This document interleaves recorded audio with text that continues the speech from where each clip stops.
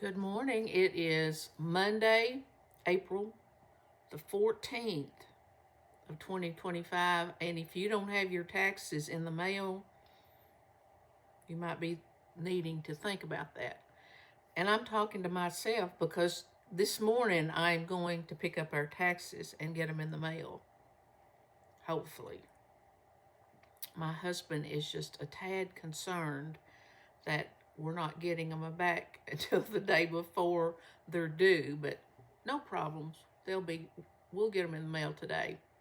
Hey, it's a beautiful, starting to get warmer today in my old Kentucky home, and the sun is shining. It's a little bit cloudy, but I think it's supposed to be really warm today, so that'll be good. I had a couple things on my mind this morning, a little bit about adoption and a little bit about stepping out of our comfort zone. But first of all, I thought of this other day, and I know that when I talked about adopting my girl recently, and also had mentioned that we adopted a little boy at 5.5 weeks old back in 1981. After we had adopted him, I did not know this and just accidentally was talking to this lady that had adopted some children. And she told me this valuable information that I don't think I would have ever known because I've never heard anybody talk about it. But if you adopt a child that has been in foster care or been a ward of the state, now this is in Kentucky, I assume it's everywhere, you would have to check, that child is eligible for a free college education, but they have to be a ward of the state at one time in their life or in foster care. Now, with my son, he was in foster care for we adopted him at 5.5 weeks, so he was in there prior to when we got him. He was eligible for a 4-year free college education at any state college in the state, any university in the state. And he didn't take advantage of it. I mean, broke my heart. You can imagine. But with my girl, here she is gung-ho to go to college. She is not eligible for that because she was never in foster care, never a ward of the state. So if you know of anybody that has adopted kids, pass that information along to them just to see. They may not know either. But I even checked with the state capitol through the adoption services about if she could get a free education, but she can't because she wasn't a ward of the state. Hey, that would save you thousands of dollars, and I would like to see kids take advantage of that. It's so important. When we were thinking about adoption, and as I look back over my life at kids that were adopted, I always had the theory, the belief in me that once you adopted a child as small, especially a little baby, that you could form kind of his or her beliefs, how they felt, how they acted, and so forth. That you had that power, that family that adopted them had that power to make them kind of into where, they would fit into their family values. But let me tell you that after adopting our son, that proved to me that was not true. I truly now believe, I did. Let me say I did. I truly believed after adopting him that it's whatever is born in their genes. Now, I would like to know what you feel about that. If you know adopted couples, or if you have adopted a child and you can see that. I always thought it was in the genes because the way he ended up was so against what we were, or maybe I should say what I was, what I believed. I thought, I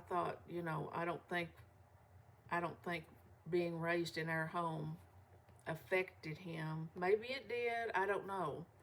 But I always had a fear I mean, I lived with a fear that he would end up in prison.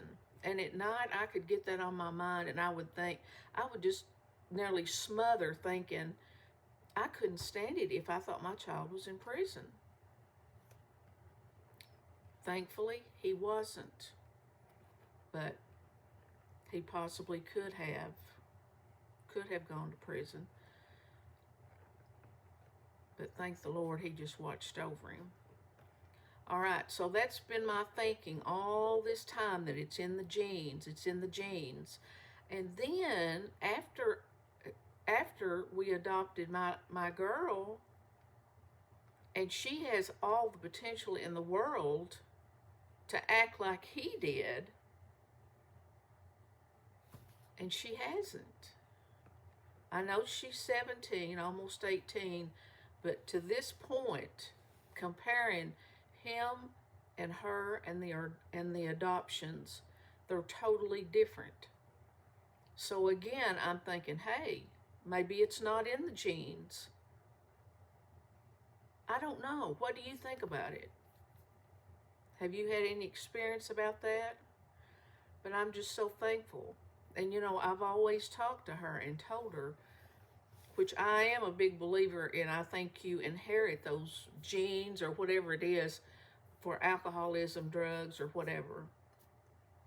And I've told her that, because of her birth mother being a drug addict, that it could very possibly affect her, because it's just like I always told my son growing up, nobody takes a drink of alcohol and thinks, I think I'll be an alcoholic, or I think I'll be a drug addict. But it sneaks up on you and gets a hold of you and ruins so many lives. So if you can avoid that, why not even take that first step? But I know there's so much peer pressure, and I don't know. It's a very difficult subject, and we all have been affected, maybe not directly in your family, but probably in your relatives or friends that you've seen, how that drugs or alcohol have ruined so many lives, and it's so sad. But I wanted just to throw that out there, because I was thinking about, I thought about the adoption going to college yesterday, and I wanted to share that with everybody. And I also was thinking about being in the genes or whatever. Now I'm going to jump to something else real quick. I was watching Old Me Living Better this morning, Mike, that's 80, and he has such good videos. You need to watch those. Old Me Living Better. I'm kind of like Lois. I'll be trying to think of a channel to tell you, and I'll get the words all mixed up, but it's Old Me Living Better, and it's Mike, and he's 80 or 81. He just started a channel like a year ago, but he's a great speaker and has some really good information on there. And he was talking not directly about stepping out of your comfort zone.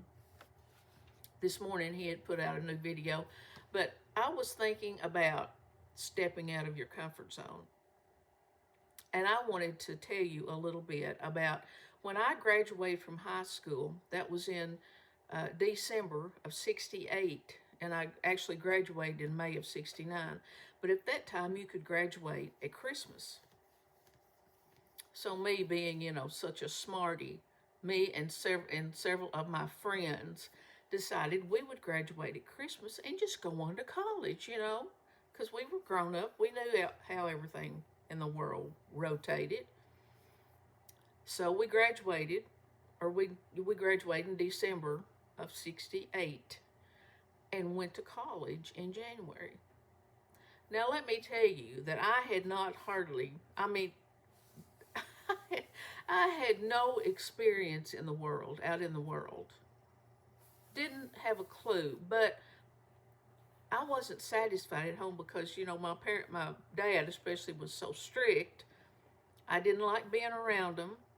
I was raised, with no TV, hardly couldn't listen to the radio, had to wear dresses all the time because, we did what he said. And it was not a pleasant place to be as a teenager, especially. So me and a at least a couple more friends went to college about an hour and a half away from where we live. Now, I was not outgoing at all. In fact, if YouTube had existed at that time, you could not have caught me making a YouTube video because I was that shy around, groups of people, or like getting up in front of a class. I hated that. And really, we didn't have to do it that much in high school, which is kind of bad because we need to learn how to talk in front of other people. And I'm not saying, because I would still get nervous probably if I had to get up in front of a group. But at that time, I was so shy. I was just like this little naive, innocent person that had never been out of a small town. I wasn't used to like being in a city, or, I had never been exposed to anything hardly. So here we go off to college in January. I didn't have a clue what I was doing. So we had an advisor. I didn't know what I wanted to major in. I didn't even know what I wanted to take. I didn't know nothing. I just know I wanted to get away from home. That was my goal. That was my major, was to get away from home. So whenever I talked to an advisor, they said, well, since you're undecided, you will need to take such and such classes, like an English class, such a French class. I had Latin in high school. Now, who's going to be using that stuff? So they signed me up for French, which I didn't know the first word of French. And then some other classes, and they said, oh, you need to go ahead and take speech and get that out of the way, because just about anything you major in, you have to have speech. Well, I didn't like the sounds of that, but see, I wouldn't even speak up for myself. I just, whatever you want to sign me up for, sign me up. So here we were in this new environment. I loved it. I loved being up there, away from home, And I had this speech class. So I went to the speech class the very first day, and here was this room full of kids in there, And on the board, the teacher had written that they couldn't be there that day, but the next class meeting, for everybody to be prepared to give a 5-minute speech on themselves, talking about themselves, their lives. So then we didn't even have to stay for class, which you can imagine what a thrill that was. We walked out of there and I thought, I'm not going to do that. I cannot stand up there in front of all those kids. And they were kids from the city with these big proper accents and all. And here I was from this little town in the country. How in the world would I get up there and talk about myself for 5 minutes? So you know what I did? I didn't go back. And being the shy lame brain that I was at that time, I did go over to my advisor's office several times, but you can't really catch them in their offices. At that time you couldn't. I don't know if they were teaching classes or what. So I never did get that class dropped. So I just sailed on through the semester, They didn't say nothing. So evidently they had just dropped it. I didn't have to do anything. Then I had the French class. Well, I walk in that class. Well, that teacher, is just fluently speaking French. These kids in here have had French in high school. And here I sit not knowing the first word. And I do think that I made a D in that class. Do you consider that to be passing? So as you can see, I had a very bad start to college because I was so out of my comfort zone. I didn't know what to do. I was just floating along with the days, just didn't know what to do. So anyway, I went to college away from home that spring semester, and that fall semester I went back to this same college. Of course, I think my first one I was on academic probation because my grades were so bad, and I wasn't that dumb. I was just so overwhelmed with this new way of life, and I just could not imagine, and I didn't drink, didn't do drugs, didn't do anything like that, but I did have one weakness, and that was that us girls love to play rook. And sometimes we wouldn't go to class because we were into a very important rook game. Well, one Friday afternoon, my mom had driven, here an hour and a half to pick up me and a couple other girls to take us home for the weekend. And I was supposed to be in class, and she wasn't supposed to be there that early. Well, do you know that she walked into the dorm room, and there I sat playing cards. And she said, I thought you had a class. So I did have to confess, but I begged her not to tell my dad. And it wasn't that he would beat me or anything, but I was just always scared of him. So I don't think she told him. She said, your father would be very disappointed in you. And that was enough to just, get me all shook up. So here my parents were paying for me to go to college, and I was just being a goof off. I didn't know what I was doing, just kind of learning life, but they never said anything. It was just like, who knows? So I didn't go back to college until we adopted my son in 81, and I went back to school in like 83 when he was 2 years old. And let me tell you, it wasn't easy, because I was paying then, plus having a 2-year-old. And I had a class at this one college I went, which was at 7 o'clock in the morning, my time. And I lived about 45 minutes away from the college. It was 5 days a week. In fact, it was calculus is what the class was. Don't ask, let's not even talk about it. But I did make a B in there, so there was something up here somewhere. I'd never had calculus. Okay. I had to leave my house probably 5:30 in the morning, 5 days a week, get this little child up, take him to a daycare, and then drive and go to that class 5 days a week. So I think I was punished for all the goofing off I did in my earlier years. But anyway, I ended up getting my teaching degree, and you know the story from there. Let's see if there was anything else I wanted to throw in there. I can remember also when I first started singing with my dad. I went with my dad to Tennessee when he preached down there. I went for about 5 years. When I first started singing, and I would be so nervous getting up in front of the church group, even if it was, they wasn't even that big of churches. And my dad would say, I don't know what you're nervous about. You taught school, you'd get up and teach. Why can't you just get up and sing? But let me tell you, that's a whole nother level, is when you get up and sing in front of somebody. But it's nervous enough to get up in front of a group. And also, whenever I was watching Mike this morning, and also he had recommended this other guy to watch about, starting a YouTube channel, and about people, being nervous about getting up in front of people and talking. Do you know that the worst, do you know what the worst fear in life is for people? It's even more than death, is to get up and talk in front of people, giving a speech or talking before a group. Now, unless that's changed, that was, for years, that was the number one fear in life, was to get up in front of people.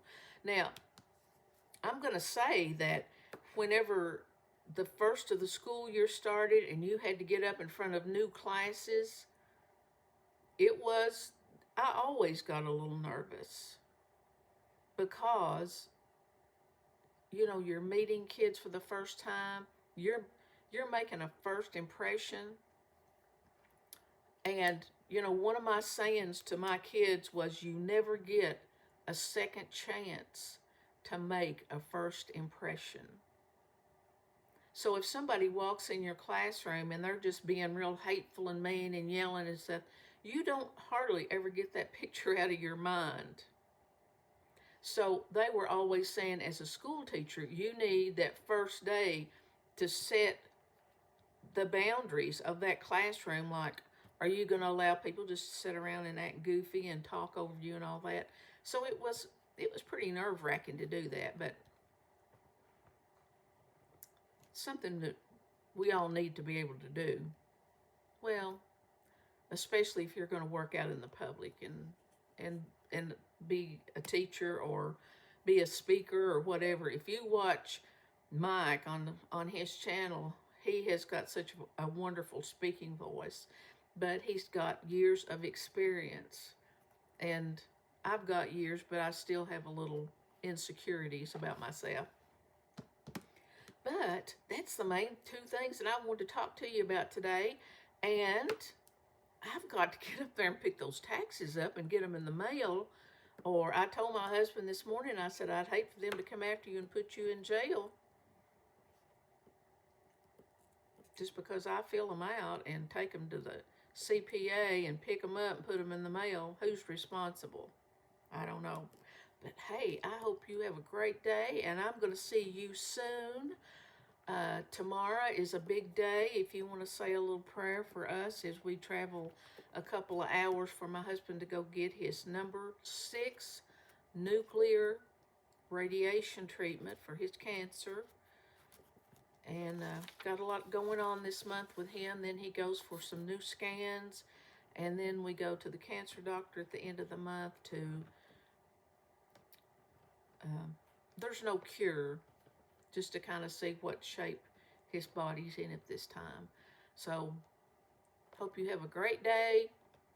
Enjoy the sunshine. And I'll see you guys soon, okay? Bye-bye.